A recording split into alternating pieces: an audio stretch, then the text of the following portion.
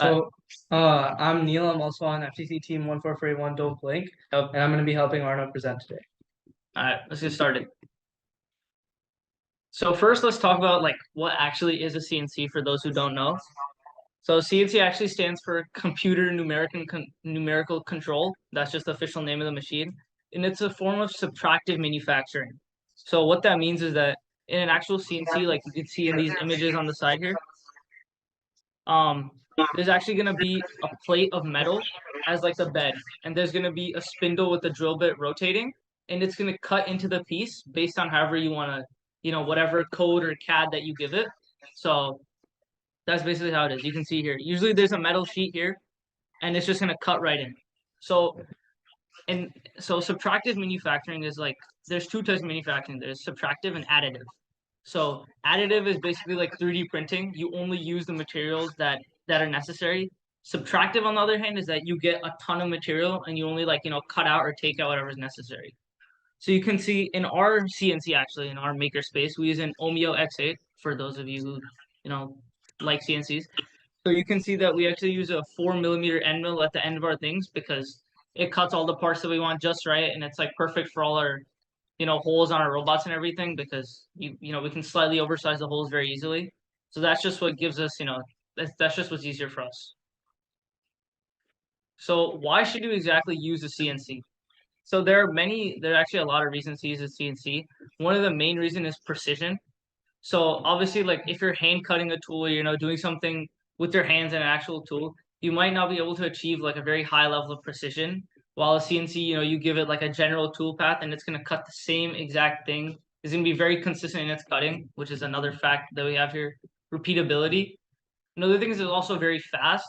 You can if you take our world's winning robot, for example, Jadu, like we cut that entire robot in a matter of days, like almost every single part on there. So it's very fast, it's very quick, and obviously it's very efficient and very useful.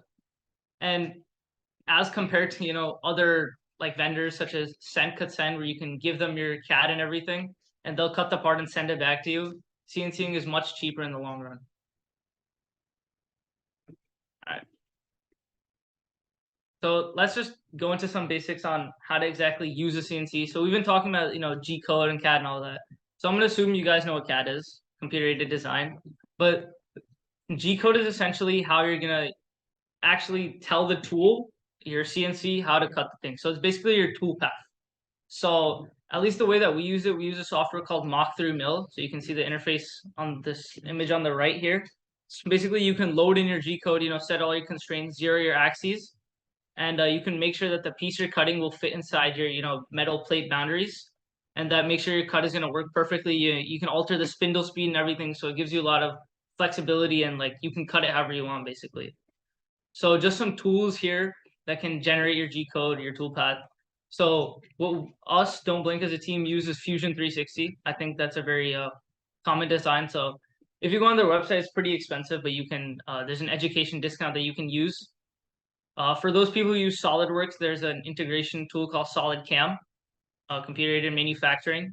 So if you catalog SolidWorks, then you can just this is kind of like an add-on, and it can help you make your G code. And there's also Mastercam, which is slightly less adapted, but it is there. So this image on the left here is just like a quick little interface of Fusion 360. So you can see this is a part from our robot here that you can just input onto your little interface here, and then you can make all the G code and everything. So yeah, let's move on to pocketing now. So Neil can talk a little bit about that. So, pocketing is a really important part of our robot, and it was a really important part of our robot this year. The reason why it's so important is because it makes us a lot more speedy while we're maneuvering around the field. So, pocketing gets rid of a lot of the metal from all of your cuts, so it makes it a lot lighter, and it makes it so that your robot is a lot lighter in turn, and just lets you be a lot Agile. quicker and Yeah. efficient across the field. And also it looks really cool. Yes. So you can see that through pocketing, if this whole plate was just fully metal, you can only imagine like we have so many metal components in our robot and it would be very, very heavy. This year, the design goals of this game was to be agile and, very maneuverable. So you definitely wanted a very light robot that can do like, a lot of complex motions while also being very fast. So we adopted this design known as penta pocketing, which I'll talk about on the next slide in a second. But this is a it's like a very cool thing to do. And just to clarify, metal isn't the only thing you can pocket. You can also do polycarbonate and everything, as you can see on our actual robot as well. And also it looks very nice. Just so you know. So as far as it goes on Onshape, which seems to be it's a very popular CADing software, the tools that you're gonna need to pocket are actually very, very simple. There are feature scripts known as Vent and Lighten. So you can see that I think the name, so we don't really use SolidWorks, so I'm not too familiar with that, but I think on SolidWorks is also just Vent or something like that. So you guys can just search that up, like how to pocket in SolidWorks. I think something will definitely come up. But us as a team use Onshape, so we're a bit more experienced in that. So you can see that in Onshape, what you can do is you can have your piece, you can extrude it to, the thickness of your metal, which is for us 1/8 inch, which I think is a pretty, standard metric. You can see that you can sketch on the surface of your extrusion. You can have all your holes and everything, and you can, have these lines around it.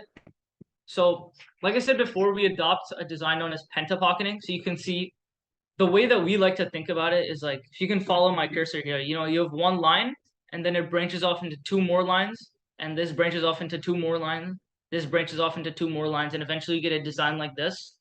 Another thing, another term that you guys could look up is Voronoi pocketing. Have fun spelling that. So that's also another design that we experimented with this season, but pentapocketing seems to be the best for us because it provides us the most, it keeps our piece strong and rigid, but also makes it look very nice and keeps it very light. So you can see that when you're using Vent or Lighten, they're both pretty much the same thing. You can create all these lines on your piece, and what you do when you use Vent is you just click these little individual pieces, and it makes the design on the right side that you can see here.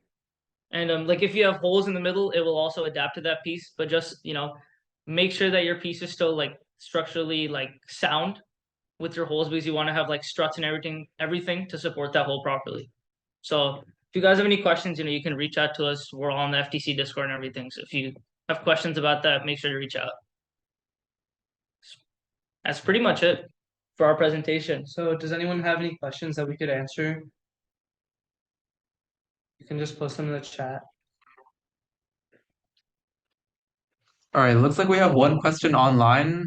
Aodoye from team 21163 asks, what safety measures need to be in place to prevent collision, overheating, or other potential issues?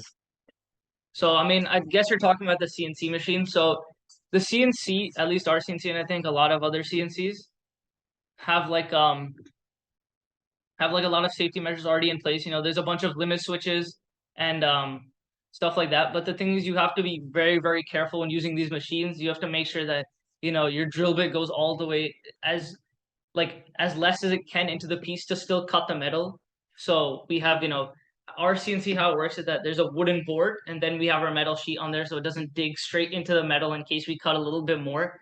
And you always want to make sure that if you're cutting out pockets or anything, what can happen is that the pieces can fly out. So what we have is we have a vacuum running, so that if a piece does detach from the, like, let's say you're cutting this little piece on the side here, right? The piece that the CNC is going to cut, this little pocket here, is just going to fly out. So you want to make sure you capture that. And if you're cutting a very, very large piece, you want to make sure that you're actually mounting your piece down onto the plate, because when it's done cutting, it's going to go in like a cycle, right? So it's going to do one cut, go a little bit more down, cut a little more, cut a little more, right? Because you don't want to drill straight and risk breaking your bit. So what can happen is that one side of your piece can be cut while the other is cutting, but your piece can have a tendency to flap up and mess up your cut at all. So you want to be very, very careful when using that.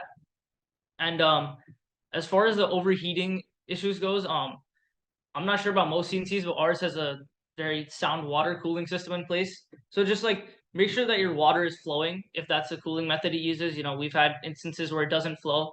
So you can drop some coloring in there, drop a little object to see if it's actually flowing. But definitely be very, very careful. And yeah, April tags. So All right, thank you. In-person folks, it looks like we have a question. Or yeah, I can put it in the chat before on the yeah. So this is just search that.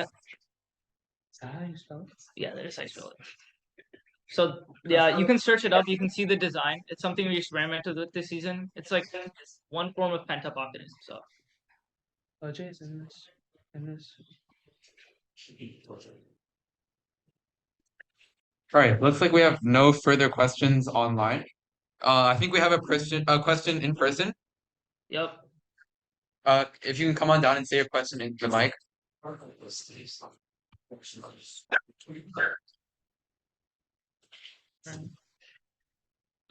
My bad.